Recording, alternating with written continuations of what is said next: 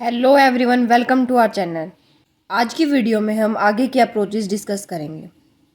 पिछली वीडियो में हमने दो अप्रोचेस पढ़ी थी, स्ट्रक्चरलिस्ट एंड फंक्शनलिस्ट। अब हम थर्ड अप्रोच देखेंगे, gestalt psychology. This theory is in reaction with Wundt structural approach. यानी कि ये थ्योरी किसके रिएक्शन में आई थी? आपकी वुंदत की स्ट्रक्चरल अप्रोच में। ये अप्रोच आपकी क्या कहती है कि हमें चीज़ों को टू पुट टुगेदर देखना है, यानी कि हमें उसको पार्ट्स में नहीं देखना, हमने उसको एज अ होल देखना है। इसने एम्फेसाइज किया परसेप्शन के ऊपर, एज एन ऑर्गेनाइज्ड होल, यानी कि हमें उसको एज अ होल देखना है, ना कि उसको पार्ट्स में देखना है। एग्जाम्पल देखिए, आपके सामने बाइसिकल है, उसके अंदर सैडल भी है, सीट भी है, व्हील्स भी हैं और हैंडल भी है। तो हमें पूरी बाइसिकल को एज अ होल देखना है, ना कि ऐसे देखना कि उसके अंदर सीट है या फिर व्हील्स हैं या फिर हैंडल है। हमें उसको एज अ होल देखना है, यानी कि हमें क्या कहना है, वो क्या है, बाइसिकल है। यानी कि गेस्टल्ट साइकोलॉजी हमें क्या कहती है कि हमें चीज़ों को एज अ होल देखना है रादर देन पार्ट्स। इसके बाद हमारी फोर्थ अप्रोच आती है बिहेवियरिज्म की। इसके जो साइकोलॉजिस्ट हैं वो है आपका जेबी वैटसन। ये पेवलो की क्लासिकल कंडीशनिंग वाली अप्रोच से काफ़ी इम्प्रेस थे। ही रिजेक्ट स्टडी ऑफ माइंड। इन्होंने रिजेक्ट किया कि हमें माइंड की स्टडी करनी है इसके अंदर। यानी कि इन्होंने कहा he emphasize on behaviour and stimuli and response. इन्होंने कहा कि हमें साइकोलॉजी को क्या देखना है कि हमें उसे as a study of mind नहीं देखना, हमें किसके ऊपर फोकस रखना है, आपका बिहेवियर के ऊपर, स्टिमुली और रिस्पॉन्स को। He is called the father of behaviourism. JB Watson को क्या कहा जाता है? आपका father of behaviourism. Later Skinner develop this. उसके बाद जो आगे के साइकोलॉजिस्ट आए वो कौन थे? आपके स्किनर, जिन्होंने आगे चल के इस फील्ड में और ज़्यादा डेवलपमेंट किया। किसके अंदर? बिहेवियरिज्म के अंदर। आगे की आपकी अप्रोच है साइको एनालिटिक, जिसके साइकोलॉजिस्ट हैं फ्रॉइड। माइंड के 3 स्टेट्स हैं, आईडी, ईगो और सुपर ईगो। इन्होंने कहा ह्यूमन बींग्स के अंदर अनकॉन्शियस डिज़ायर होती हैं। ये अनकॉन्शियस डिज़ायर पीपल की पर्सनैलिटी को शेप करती हैं। यानी कि इन्होंने किसके बारे में बात की? अनकॉन्शियस डिज़ायर्स के बारे में। और इन्होंने क्या बताया? माइंड के 3 स्टेट्स होते हैं, ID, ego and super ego. इन्होंने क्या कहा? हमारा मेन फोकस किसके ऊपर होना चाहिए? अनकॉन्शियस डिज़ायर्स के ऊपर। यही अनकॉन्शियस डिज़ायर्स आपकी पीपल की पर्सनैलिटी को बनाती हैं। आगे की अप्रोच हम देखेंगे वो है आपकी ह्यूमनिस्ट अप्रोच। वो क्या कहती है? ह्यूमंस की फ्री विल को छोड़ देना चाहिए, इनको दबाना नहीं चाहिए। यही फ्री विल्स उनको आगे सब चीज़ें अचीव करने में मजबूर कर देती हैं। यानी कि ह्यूमंस की जो फ्री विल है उनको हमें ऐसे ही छोड़ देना चाहिए, उनको दबाना नहीं चाहिए। ठीक है। इन फ्री विल से ह्यूमन बींग्स को सेल्फ एक्चुअलाइजेशन हो जाता है, यानी कि उन्हें उनका टैलेंट और पोटेंशियल पता चलता है। यानी कि फ्री विल्स जो हैं उनको हमें दबाना नहीं है, इनसे हमें क्या पता चलता है? इनसे सेल्फ एक्चुअलाइजेशन होता है।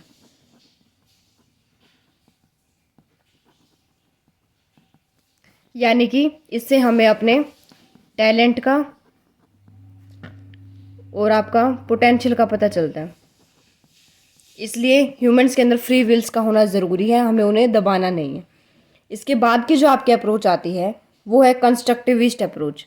इस अप्रोच के साइकोलॉजिस्ट कोग्निशन के बारे में बात करते हैं, जिसका मतलब क्या होता है? Knowing, understanding and memorising.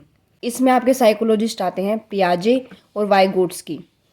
पियाजे क्या कहते हैं कि चाइल्ड खुद ही सब सीखते हैं, वो अपने आप ही सीखते हैं। लेकिन वाइगोट्स्की क्या कहते हैं? इन्होंने कहा कि बच्चे के डेवलपमेंट में खुद के साथ साथ सोसाइटी का और उनके कल्चर का भी रोल होता है। वाइगोट्स्की क्या कहते हैं कि बच्चे के ऊपर सोसाइटी का और कल्चर का भी रोल होता है। वो सिर्फ अपने आप ही सब कुछ नहीं सीखते, वो सोसाइटी और कल्चर से भी बहुत चीज़ें सीखते हैं। और पियाजे क्या कहते थे कि बच्चे अपने आप सीखते हैं।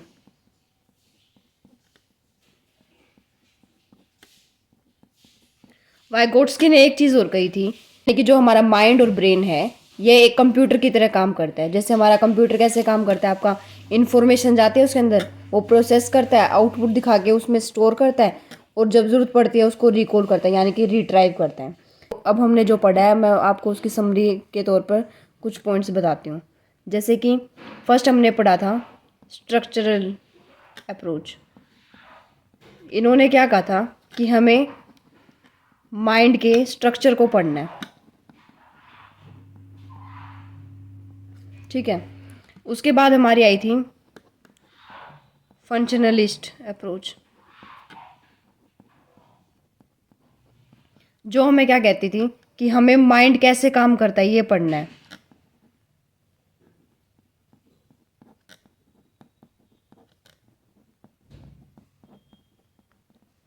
थर्ड हमारी जो थी वो थी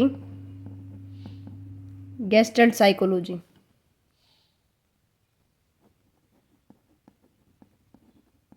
इसमें क्या कहा था उन्होंने कि हमें क्या करना है, एज अ ऑर्गेनाइज्ड होल की तरह सब चीज़ों को देखना है, उनको पार्ट्स में नहीं देखना है। फोर्थ हमारा क्या था, बिहेवियरिज्म। इन्होंने आपका क्या कहा था कि हमें क्या करना है, स्टडी ऑफ माइंड नहीं करना, बल्कि हमें क्या करना है, स्टडी ऑफ बिहेवियर। फिर उसके बाद आपकी आई थी साइको एनालिटिक, जिसमें उन्होंने क्या कहा था कि हमें अनकॉन्शियस डिज़ायर्स को, इसमें हमने अनकॉन्शियस डिज़ायर्स के बारे में बात की थी, जो कि पीपल की पर्सनैलिटी को बनाते हैं। सिक्स्थ हमने देखा था ह्यूमनिस्टिक अप्रोच, जिसमें क्या कहा गया था कि हमें हमारी फ्री विल्स को दबाना नहीं है। इससे ही हमारा क्या होगा, सेल्फ एक्चुअलाइजेशन होगा,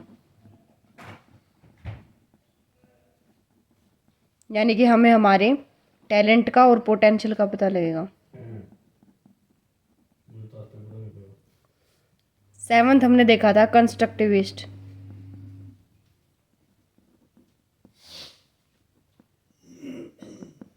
जिसके अंदर हमने देखा था इनका मेन फोकस किसके ऊपर होता है, कोग्निशन के ऊपर, यानी कि नोइंग, अंडरस्टैंडिंग एंड मेमोराइजिंग।